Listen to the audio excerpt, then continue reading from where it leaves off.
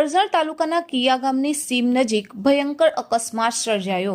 16 વર્ષીય બાળકે જીવ ગુમાવ્યો।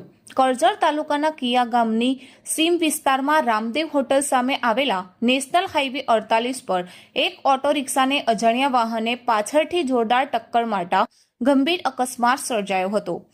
અકસ્માત સમયે ઓટો રિક્ષામાં 2 વ્યક્તિઓ સાથે 3 નાબાલિગ બાળકો સવારી કરી રહ્યા હતા। અચાનક થયેલી જોરદાર અથડામણના કારણે ઓટો રિક્ષા રોડ કિનારે આવેલા નાળામાં ખાબકી ગઈ હતી।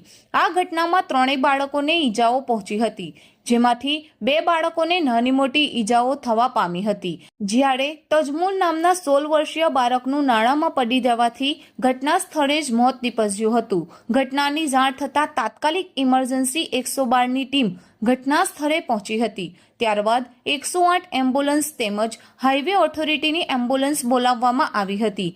ઈજાગ્રસ્ત બાળકોને સારવાર અર્થે નજીકની હોસ્પિટલમાં ખસેડવામાં આવ્યા હતા, જ્યારે મૃતક બાળકને પોસ્ટમોર્ટમ અર્થે કરજણ સામૂહિક હોસ્પિટલ ખાતે લઈ જવામાં આવ્યો હતો।